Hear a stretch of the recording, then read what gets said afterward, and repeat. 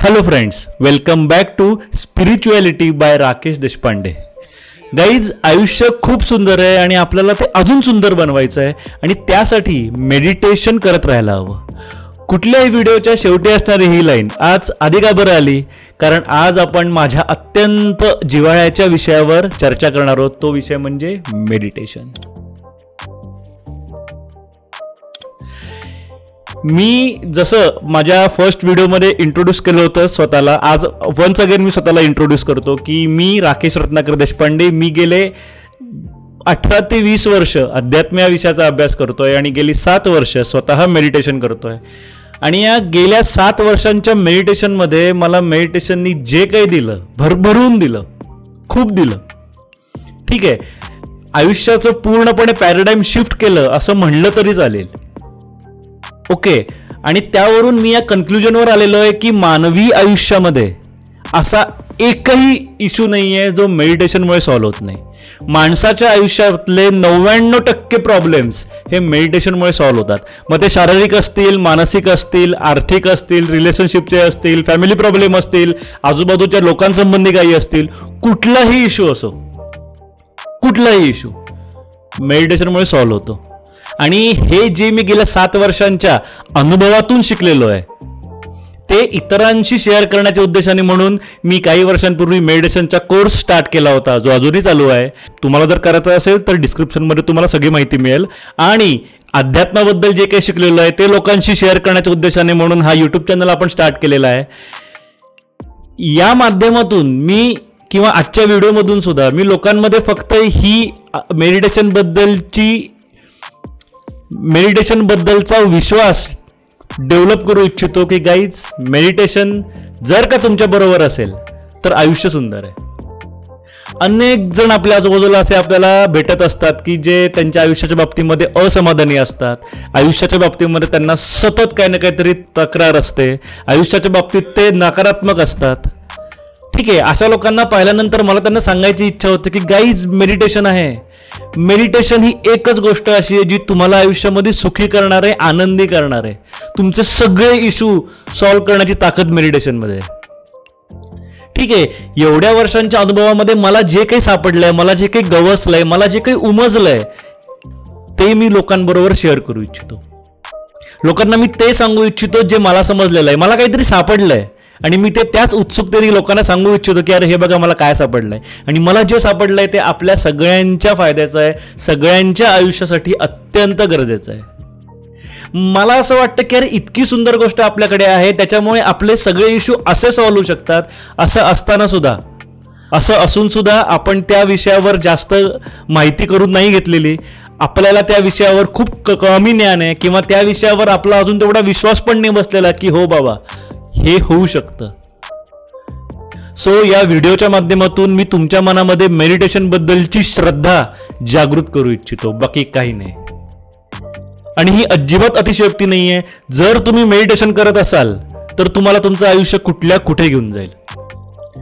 तुम्ही फक्त आणि फक्त मेडिटेशन करा किंवा कुठलीही स्पिरिच्युअल प्रॅक्टिस करा, मग बघा आयुष्य काय चीज येते. आजच्या व्हिडिओमध्ये आपण मेडिटेशन बद्दलचे फायदे जाणून घेणार आहोत. पण त्याआधी हे पाहूयात की मेडिटेशन कोणाला करणं गरजेचं आहे किंवा मेडिटेशन करायची वेळ काय येते. माझ्या पूर्ण 7 ते 8 वर्षांच्या मेडिटेशनच्या अनुभवामध्ये मला जेव्हा अशी माणसं सातत्याने आजूबाजूला दिसत होती, आजूबाजूला भेटत होती, तेव्हा माझ्या मनामध्ये हा प्रश्न यायचा की काय यांचं आयुष्याबद्दलचं मत असं आहे, नक्की काय घडलं यांच्या आयुष्यात ज्याच्यामुळे हे आयुष्याच्या बाबतीमध्ये इतके विटलेले आहेत. ठीक आहे, सो जेव्हा मी खोलामध्ये जायला सुरुवात केली किंवा सगळ्यांचं आयुष्य ऑब्झर्व करायला सुरुवात केली, सगळ्यांच्या आयुष्यामध्ये घडलेल्या गोष्टी जेव्हा जाणून घ्यायला सुरुवात केली, तेव्हा लक्षात आलं की काही नाही झालेलं. फक्त आयुष्यामध्ये एक छोटासा बदल आपल्या निर्माण झालेला आहे. हा जो छोटासा बदल निर्माण झालेला असतो तो जर का अपेक्षित असेल तर ठीक आहे, पण जर तो अनपेक्षित असेल तर त्याला आपण नकारात्मक घटना म्हणतो. ठीक आहे, आणि हा जो बदल तयार झालेला असतो या बदलासाठी आपण रेडी नव्हतो. आपण फक्त त्या बदलासाठी रेडी नव्हतो, तयार नव्हतो आणि म्हणून तो बदल आपल्याला नकारात्मक वाटतोय, आपण त्याला नकारात्मक घटना म्हणतोय. पण खरं सांगायचं तर ही वाटते तेवढी मोठी गोष्ट अजिबात नाही आहे.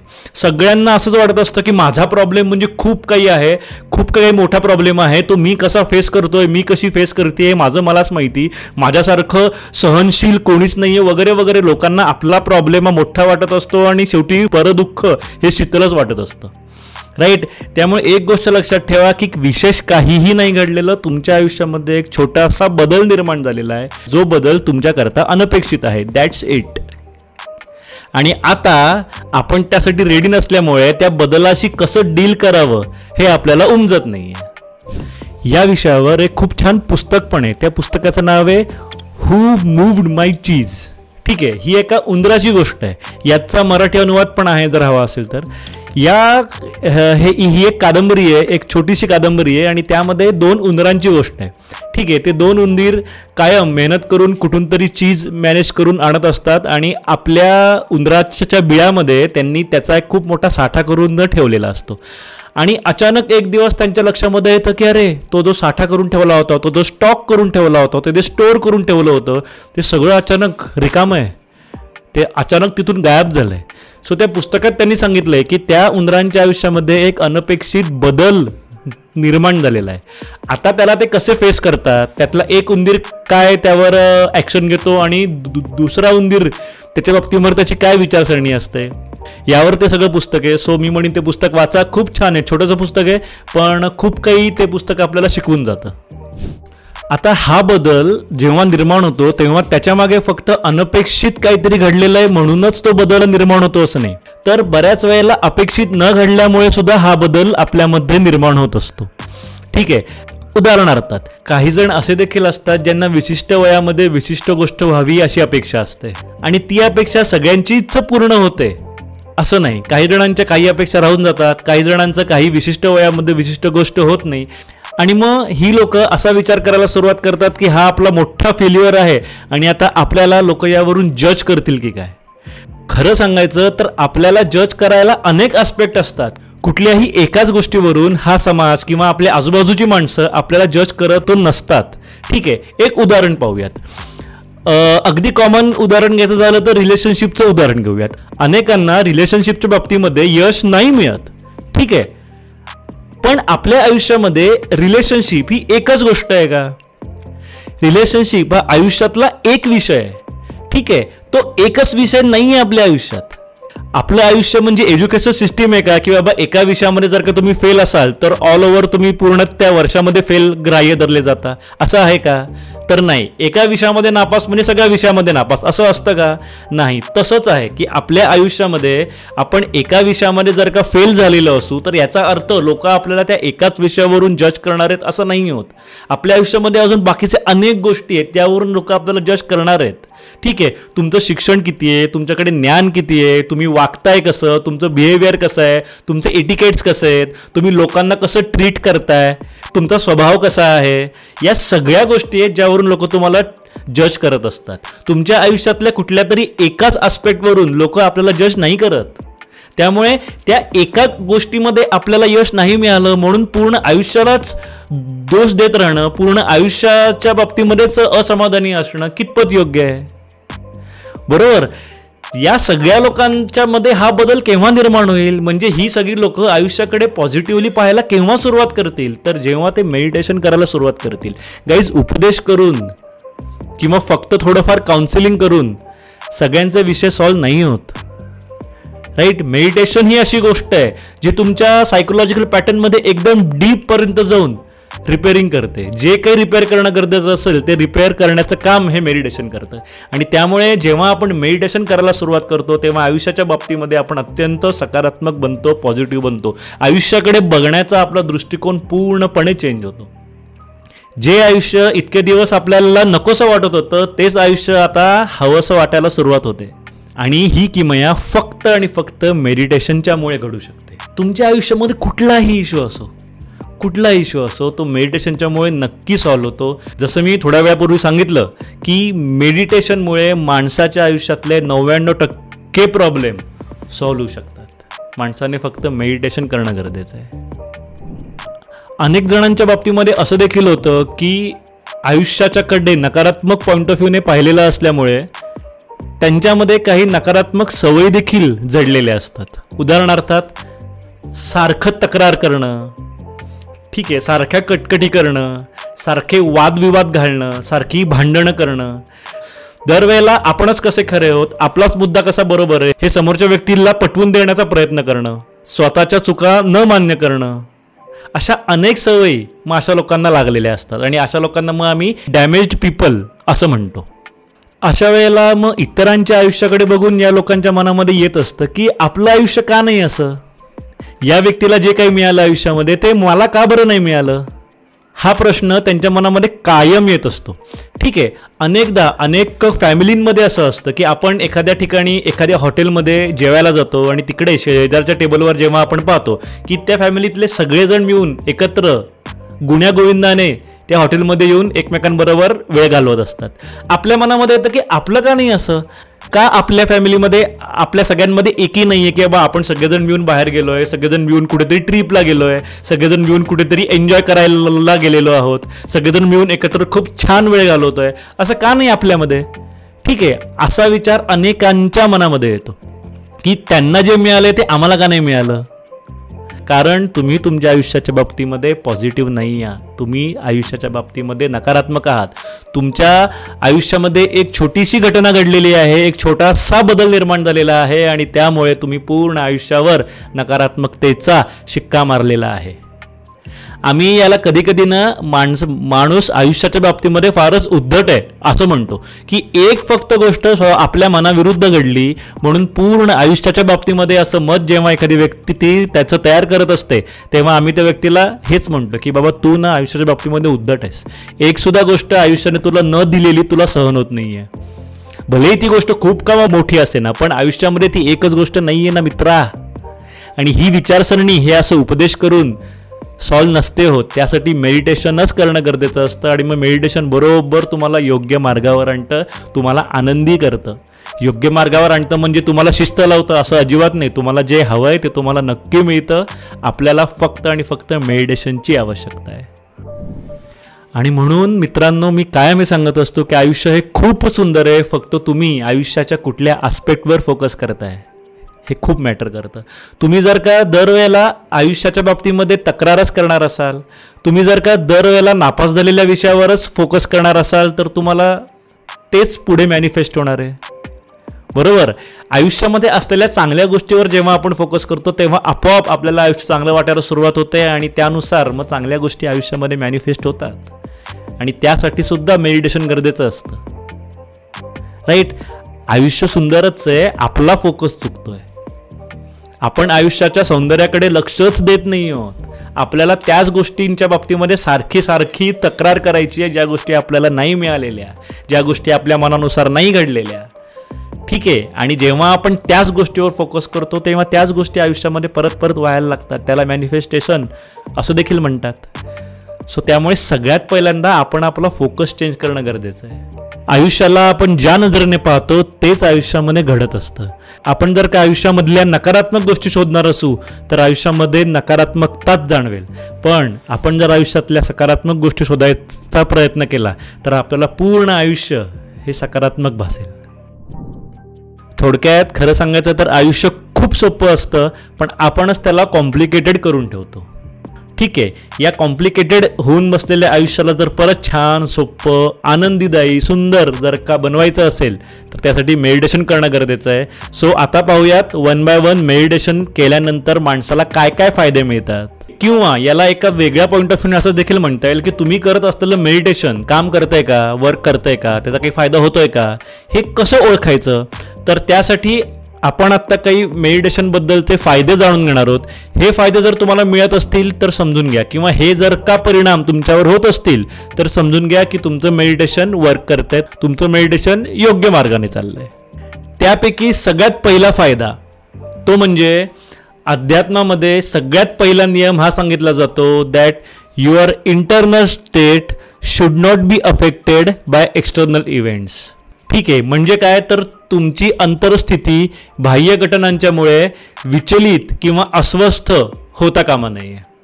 बाह्य स्थितीचा, बाह्य घटनांचा तुमच्या अंतर्स्थितीवर कुठलाही परिणाम होता कामा नये.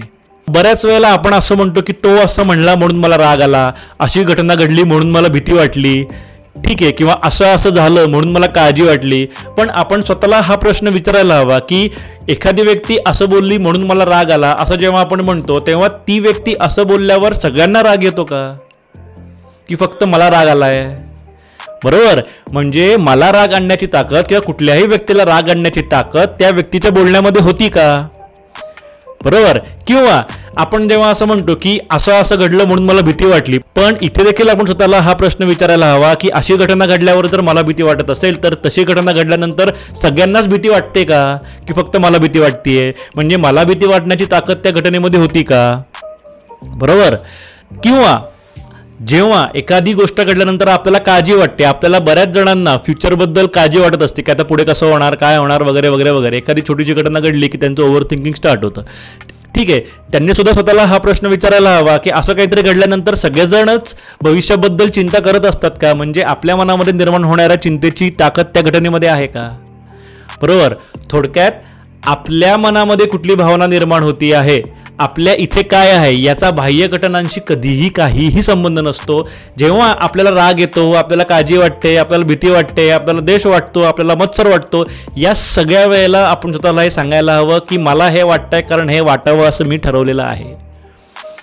ठीक आहे, मला राग येणं हा माझा कॉन्शियस डिसिजन होता. मला राग आला असं नाही म्हणता येणार. त्या व्यक्तीच्या बोलल्यामुळे जर राग येत असेल तर अशामुळे सगळ्यांना राग यायला हवा होता, पण नाही, राग मला आलाय. बरोबर. याचा अर्थ आपली अंतर्स्थिती बाह्य घटनांवर कधीच अवलंबून नसते, आपल्याला असं वाटतं की ती अवलंबून आहे. ठीक आहे, जसं हे नकारात्मक भावनांच्या बाबतीमध्ये आहे तसंच हे सकारात्मक भावनांच्या बाबतीमध्ये सुद्धा असतं. म्हणजे कसं, तर आपण असं म्हणतो की उद्या असं घडलं तर मला आनंद होईल. ठीक आहे, आणि जर का तसं घडलं नाही तर आपल्याला आनंद होत नाही. पण जसं नकारात्मक भावनांच्या बाबतीमध्ये आहे तसंच सकारात्मक भावनांच्या बाबतीमध्ये आहे की तुमच्या इथे कुठली भावना असावी हा तुमचा कॉन्शियस डिसिजन होता आहे. तुमच्या मनामध्ये आत्ता आलं तर तुम्ही आत्ताच्या आत्ता तुमच्या मनामध्ये आनंदाची भावना निर्माण करू शकता किंवा रागाची भावना निर्माण करू शकता. त्यासाठी बाह्य घटनांची आवश्यकताच नाही आहे. आणि म्हणून आम्ही कायम सांगत असतो की आनंदी असणं हा तुमचा डिसिजन असायला हवा, आनंदी असणं हा तुमचा कॉन्शियस डिसिजन असायला हवा, आणि बाय प्रॅक्टिस तुम्ही आनंदी होऊ शकता. आनंदी होण्यासाठी सुद्धा कुठली तरी घटना घडायला पाहिजे असं अजिबात नसतं. आणि ही जी सगळी ताकद आहे ही ताकद मेडिटेशनच्यामुळे तुम्ही अचीव करू शकता. जेव्हा एखादी व्यक्ती मेडिटेशन करायला लागते तेव्हा त्या व्यक्तीला इतरांच्या बोलल्यामुळे फरक पडत नाही. कुठली काही घटना घडली तरी ती इथून विचलित होत नाही. विनाकारण काळजी करणं, विनाकारण भीती वाटणं या गोष्टी त्या व्यक्तीमध्ये आढळून येत नाहीत. उलट काहीही न घडता देखील ती व्यक्ती आनंदी असते, समाधानी असते. त्या व्यक्तीचा आनंद, त्या व्यक्तीचा समाधान बाहेरच्या घटनांवर अवलंबून राहत नाही. सो मेडिटेशनमुळे मिळणारा सगळ्यात पहिला फायदा हा आहे की तुमची अंतर्स्थिती कुठल्याही बाह्य घटनेवर अवलंबून राहत नाही. आता मेडिटेशनचा फायदा नंबर 2, तो म्हणजे मेडिटेशनमुळे तुमच्यामध्ये भरपूर प्रमाणामध्ये ॲक्सेप्टन्स येतो. ॲक्सेप्टन्सचा अर्थ काय? स्वीकृती. स्वीकृती हे ट्रान्सलेशन झालं. अर्थ काय? बरोबर. सो ॲक्सेप्टन्सचा अर्थ होतो आयुष्यामध्ये ज्या गोष्टी येतील त्या गोष्टी जशा आहेत तशा स्वीकारणं. पण मग याचा अर्थ असं होतं का की सहन करत राहणं, रडत खडत आयुष्य घालवणं? नाही, आता काय आहे त्याला स्वीकारण्याशिवाय काय आता आपल्याकडे अजून ऑप्शन नाही आहे, त्यामुळे ॲक्सेप्ट करा, स्वीकारा. नाही, ॲक्सेप्टन्सची जर व्याख्या करायची झाली तर ती अशी होते की take it or leave it, never try to change it. ठीक आहे, आम्ही मेडिटेशनच्या कोर्समध्ये जेव्हा ॲक्सेप्टन्स ही गोष्ट एक्सप्लेन करतो तर तेव्हा आम्ही जे उदाहरण देतो ते उदाहरण आता आपण इथे जाणून घेऊयात. ते उदाहरण असं आहे की समजा तुम्ही रस्त्यावरून चाललाय आणि रस्त्यावरचं कुत्रं तुमच्याकडे पाहून जर का भुंकत असेल तर तुम्ही काय कराल? एक, तुम्ही रस्ता बदलून जाल, कुठल्या तरी वेगळ्या रस्त्याने जाल. नाही तर 2, तुम्ही कॉर्पोरेशनला फोन करून सांगाल की असं आहे, या कुत्र्याचा योग्य तो बंदोबस्त व्हावा. बरोबर. या 2 ऑप्शन शिवाय तुम्ही अजून कुठला ऑप्शन यामध्ये निवडू शकता? तर नाही.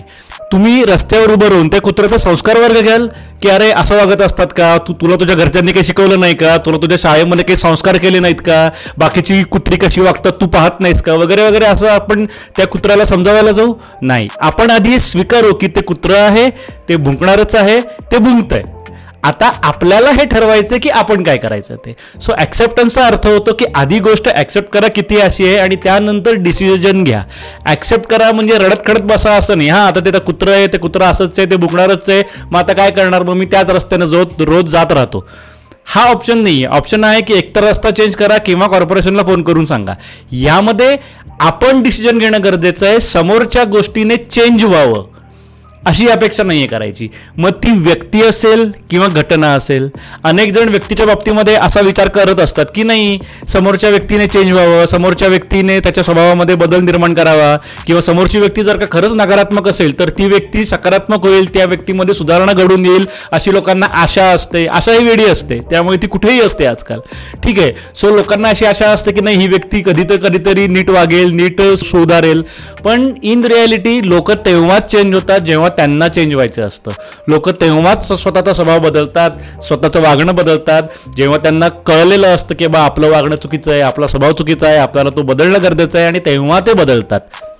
आपल्याला हवं असतं तेव्हा लोक बदलत नसतात. येते लक्षात.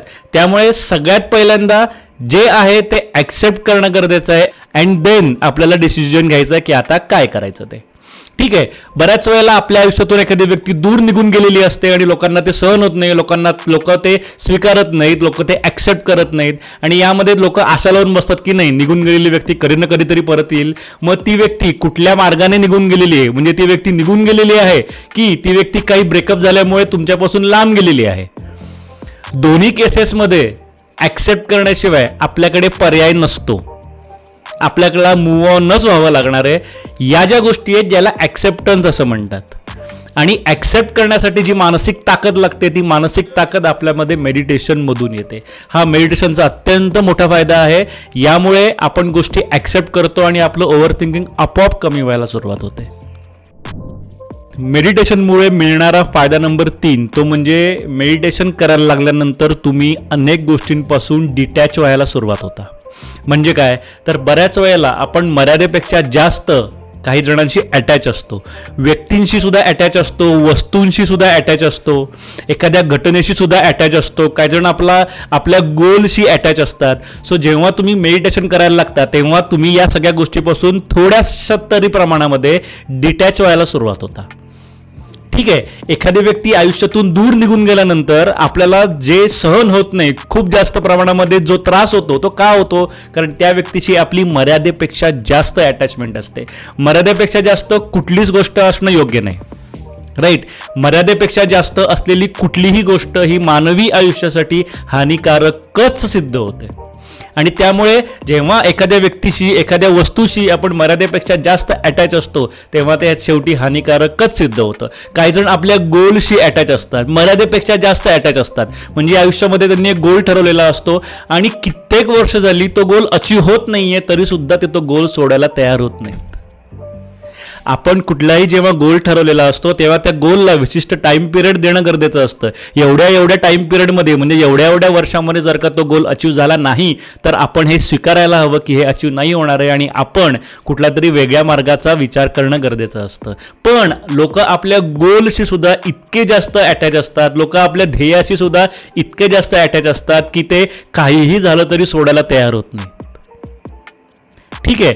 आपण गिव्हअप करू नये हे मला सुद्धा माहिती आहे, पण त्याला सुद्धा काही मर्यादा असणं गरजेचं आहे. आणि विशिष्ट काळामध्ये आपण ठरवलेल्या वेळामध्ये जर का तो गोल अचीव झाला नाही तर आपण हे ॲक्सेप्ट करायला हवं आणि कुठल्या तरी वेगळ्या मार्गाचा विचार करायला हवा. पण ते नाही होत कारण लोक आपल्या गोलशी अटॅच असतात. मेडिटेशन करायला लागल्यापासून आपण या सगळ्या गोष्टींपासून थोडंसं डिटॅच व्हायला सुरुवात होते आणि मग आपल्याकडून योग्य निर्णय घेतले जातात.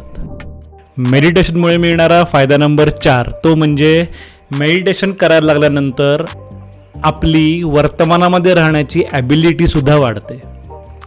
ठीक आहे. अनेक जण आज आपल्याला ही सवय लागलेली आहे की आपण काहीही न करता बसू शकत नाही. आपल्याला 5 मिनटं 10 मिनटं जरी वेळ मिळाला तरी आपण इमिजिएटली मोबाईल काढतो आणि स्क्रोल करायला सुरुवात करतो. बरोबर. माणूस आपली काहीही न करता नुसतं बसून राहायची ॲबिलिटी हरवून चाललेला आहे. ओके, आपल्याला 5 मिनिटं जरी मिळाली तरी सुद्धा आपण लगेच आपला मोबाईल काढतो आणि स्क्रोल करायला सुरुवात करतो, किंवा आजूबाजूच्या माणसांबरोबर गप्पा मारायला सुरुवात करतो, किंवा कुठेतरी काहीतरी वाचन वगैरे तरी करायला सुरुवात करतो, काही ना काहीतरी गाणी वगैरे ऐकायला सुरुवात करतो, काही ना काहीतरी विरंगुळा माणूस करत असतो. काहीही न करता बसण्याची जी ॲबिलिटी आहे ती आज माणसाची संपत चाललेली आहे. बऱ्याच वेळेला असं होतं की माणूस बाहेरून दिसताना काहीही न करता बसलेला असतो, तो नुसता असा करून बसेल, पण कुठेतरी त्याच्या काहीतरी मनामध्ये चालू असतं, काहीतरी विचार चालू असतात मनामध्ये, काहीतरी मनामध्ये ओव्हर थिंकिंग चालू असतं. थोडक्यात काहीही न करता बसणं आज आपल्याला शक्य होत नाही आहे. आपल्यापैकी असे किती जण आहेत जे मानसिकदृष्ट्या पूर्णपणे वर्तमानामध्ये राहू शकतात, ज्याला बुद्धिझममध्ये माइंडफुलनेस असं देखील म्हणलं जातं, बरोबर. आपल्यापैकी किती जण आहेत जे काहीही न करता देखील पूर्णपणे वर्तमानामध्ये राहू शकतात. वर्तमानामध्ये राहणं म्हणजे मनामध्ये विचार येणार आहेत, मनामध्ये विचार येत नाहीत असं होत नाहीत, पण ते विचार वर्तमानातले असू देत, भूतकाळातले किंवा भविष्यकाळातले नाही, बरोबर. सो वर्तमानामध्ये राहण्याची ॲबिलिटी जर वाढवायचं असेल तर मेडिटेशन हे एक उत्तम मार्ग आहे. मेडिटेशनच्यामुळे आपली वर्तमानामध्ये राहण्याची ॲबिलिटी वाढते. म्हणजे आपण जर का रोज ठरवलेलं असेल की आता मी रोज विशिष्ट वेळेला 20 मिनिटं किंवा 10 मिनिटं वर्तमानामध्ये राहणार, ते होतंच. पण मेडिटेशनमुळे तुम्ही आपोआपच ऑटोमॅटिकच तुम्ही वर्तमानामध्ये राहायला सुरुवात करता. म्हणजे तुमच्या मनामध्ये भूतकाळातले किंवा भविष्यकाळातले विचार येणं कमी कमी व्हायला लागतं आणि तुमच्या मनामध्ये फक्त वर्तमान असतं, हिअर अँड नाव. येते लक्षात. सो मेडिटेशनमुळे मिळणारा हा एक सगळ्यात मोठा फायदा आहे की मेडिटेशन तुम्हाला वर्तमानामध्ये राहण्यासाठी रेडी करते. मेडिटेशन तुम्हाला वर्तमानामध्ये राहायला शिकवतं. मेडिटेशनचा फायदा नंबर 5 तो म्हणजे गाईज पॉझिटिव्ह थिंकिंगबद्दल आपल्या सगळ्यांना माहिती असेलच, ठीक आहे. रॉन्डा बर्न हिने द सिक्रेट या पुस्तकामध्ये लॉ ऑफ अट्रॅक्शनबद्दल सांगितलेलं आहे आणि त्या थिअरीनुसार आपण जे विचार करतो ते रियालिटीमध्ये उतरत असतं आणि त्यासाठी आपण कायम पॉझिटिव्ह विचार करणं गरजेचं आहे. त्या पुस्तकात तिने एक गोष्ट सांगितलेली आहे की कुठल्याही माणसाच्या मनामध्ये एका दिवसामध्ये 60,000 विचार येत असतात, पण त्यात तिने हे नाही सांगितलेलं की त्या 60,000 विचारांपैकी फक्त 20% विचारच माणूस कॉन्शियसली करत असतो. उरलेले 80% विचार आपल्या मनामध्ये आपल्याही नकळत येत असतात. आपण जेव्हा म्हणतो की मी आजपासून पॉझिटिव्ह थिंकिंग करणार, त्यावेळेला हे 20% विचारच फक्त पॉझिटिव्ह होतात जे आपण कॉन्शियसली करत असतो. उरलेले 80% थॉट्स जे आपल्याही नकळत आपल्या मनामध्ये येत आहेत ते जर का नकारात्मक असतील तर ते पॉझिटिव्ह कसे करायचे. सो जेव्हा मी असा विचार करतो की मी आजपासून पॉझिटिव्ह थिंकिंग करणार आहे, तेव्हा फक्त मध्ये 20% थॉट्सच पॉझिटिव्ह होतात, कारण तेच मी कॉन्शियसली करतोय. जे अननोन थॉट्स आहेत ते पॉझिटिव्ह नाही होत आणि त्यामुळे होणारं मॅनिफेस्टेशन सुद्धा पॉझिटिव्ह नाही होत. तुमचे 80% थॉट्स जर का निगेटिव्ह असतील तर 20% पॉझिटिव्ह थॉट्सच्यामुळे असं किती पॉझिटिव्ह मॅनिफेस्टेशन होणार आहे. ठीक आहे, मग यावर उपाय काय, तर यावर उपाय म्हणजे मेडिटेशन. मेडिटेशनच्यामुळे तुमचे रिमेनिंग 80% थॉट्स सुद्धा पॉझिटिव्ह होतात. अनेक जण अफर्मेशनचे, लॉ ऑफ अट्रॅक्शनचे, मॅनिफेस्टेशनचे कोर्सेस घेतात, पण त्यांना सुद्धा ही गोष्ट माहिती असेल कुठेतरी की सगळ्यांना याचा फायदा नाही होत. कारण आपण जेव्हा अफर्मेशन करतो, पॉझिटिव्ह थिंकिंग करतो, तेव्हा फक्त 20% थॉट्सच आपले पॉझिटिव्ह होणार आहेत. 100% थॉट्स पॉझिटिव्ह कॉन्शियसली नसतात होत, बरोबर. आणि त्यामुळे त्याचा फायदा सगळ्यांना नाही होत, सगळ्यांचं मॅनिफेस्टेशन हे पॉझिटिव्ह नाही होत. ठीक आहे. सो पॉझिटिव्ह थिंकिंग ही कॉन्शियसली करायची गोष्ट नाही आहे. पॉझिटिव्ह थिंकिंग होण्यासाठी मेडिटेशनची आवश्यकता आहे, कारण जेव्हा आपण मेडिटेशन करतो तेव्हा आपले उरलेले 80% थॉट्स सुद्धा पॉझिटिव्ह होतात. थोडक्यात आपलं पूर्ण नेचरच, आपली पूर्ण वृत्तीच पॉझिटिव्ह होते. आपण आपल्या आयुष्यामध्ये अनेकांना अशा भेटलेलं असतो की ती लोकांना प्रचंड पॉझिटिव्ह वाटतात आपल्याला. ठीक आहे, यामागचं कारण काय, तर त्यांचे नॅचरलीच जास्तीत जास्त थॉट्स हे पॉझिटिव्ह असतात. ठीक आहे, आणि त्यामुळे ती व्यक्ती आपल्याला पॉझिटिव्ह वाटते. सो जेव्हा आपण मेडिटेशन करतो तेव्हा मेडिटेशन केल्यामुळे आपले जास्तीत जास्त थॉट्स हे पॉझिटिव्ह होतात आणि त्यामुळे आपल्या लाईफमध्ये त्याचं मॅनिफेस्टेशन देखील पॉझिटिव्ह होतं. मी जसं म्हणालो की माणसाच्या आयुष्यामध्ये असा कुठलाही इश्यू नाही आहे जो मेडिटेशनमुळे सॉल्व्ह होत नाही, आणि त्यामध्ये मी आर्थिक, रिलेशनशिप, फॅमिली प्रॉब्लेम, आजूबाजूची लोक, हे सुद्धा प्रॉब्लेम त्यामध्ये कन्सिडर केले होते, यांची त्यामध्ये गणना केली होती. त्यामागचं कारणच हे आहे की मॅनिफेस्टेशन पॉवर जर का तुमची वाढली पॉझिटिव्ह थिंकिंगमुळे, तर या सगळ्या गोष्टी सॉल्व्ह होतात. ठीक आहे. आणि त्यामुळे मेडिटेशनमुळे तुमचे 99% प्रॉब्लेम सॉल्व्ह होतात असं म्हणलं तर अजिबात अतिशयोक्ती होत नाही. मेडिटेशनमुळे तुमचं पूर्ण नेचर हे पॉझिटिव्ह होतं आणि पॉझिटिव्ह झाल्यामुळे तुमच्या लाईफमध्ये घडणाऱ्या गोष्टीसुद्धा पॉझिटिव्हच होतात. हा मेडिटेशनचा एक खूप मोठा फायदा आहे. आणि यानंतरचा मेडिटेशनचा फायदा आहे तो म्हणजे मेडिटेशन करायला लागल्यानंतर आपल्या सगळ्या भावना या कंट्रोलमध्ये राहतात, नियंत्रणात राहतात. गाईस, कुठलीही गोष्ट मर्यादेपेक्षा जास्त हानिकारक असते, मग ती भावना का असे ना. ठीक आहे, तुम्हाला राग येत असो, तुम्हाला काळजी वाटत असो, तुम्हाला भीती वाटत असो, तुम्हाला नैराश्याने ग्रासलेलं असो, पण या सगळ्या गोष्टी जर का मर्यादेपेक्षा जास्त असतील तर त्या हानिकारक असतात. काही प्रमाणामध्ये काही वेळेला राग यावा लागतो, राग येणं गरजेचं असतं, पण राग हा जर का मर्यादेपेक्षा जास्त असेल तर तो खूप जास्त डॅमेज पण करतो. बरोबर. त्याचबरोबर कुठलीही सकारात्मक भावना सुद्धा मर्यादेमध्ये असायला पाहिजे. ठीक आहे, म्हणजे काय तर आपल्याला आनंद होतो, तो आनंद सुद्धा मर्यादेमध्ये असायला हवा. येते लक्षात. अनेक जणांना ही पॉझिटिव्ह गोष्ट वाटते की मी खूप इमोशनल आहे. ठीक आहे गाईज, इमोशनल असणं ही पॉझिटिव्ह गोष्ट नाही आहे. मर्यादेपेक्षा जास्त जर तुम्ही भावनिक असाल, इमोशनल असाल तर ती एक निगेटिव्ह गोष्ट सिद्ध होते. कारण अशा वेळेला ना भावनेच्या आहारी जाऊन काही निर्णय घेण्याची माणसाला सवय लागते. त्यामुळे मर्यादेपेक्षा जास्त भावनिक असणं, इमोशनल असणं हे हानिकारकच असतं, जे कमी होणं गरजेचं आहे. मेडिटेशन करायला लागल्यानंतर आपल्याला या सगळ्या भावना नियंत्रणामध्ये ठेवता येतात. मेडिटेशनचा हा सुद्धा एक महत्त्वाचा फायदा आहे की आपण आपल्या सगळ्या भावना नियंत्रणामध्ये ठेवू शकतो. ठीक आहे. त्याचबरोबर काही जणांच्या बाबतीमध्ये भावनाच जाणवत नाहीत, हा देखील इश्यू असतो. आमच्या मेडिटेशनच्या कोर्सला काही जण असे देखील असतात की जे येऊन आम्हाला सांगतात की अहो गेले काही काळ मला काही भावनाच जाणवत नाही आहेत. ठीक आहे, असे अनेक जण आपल्या आजूबाजूला देखील असतात ज्यांना आपण वृक्ष असं म्हणतो की त्यांना भावनाच जाणवत नाहीत. हे सुद्धा चूक आहे. ठीक आहे, कुठलीही भावना अजिबातच न जाणवणं किंवा खूप जास्त जाणवणं हे दोन्हीही चूक आहे. भावनेचा सुवर्ण मध्ये असायला हवा.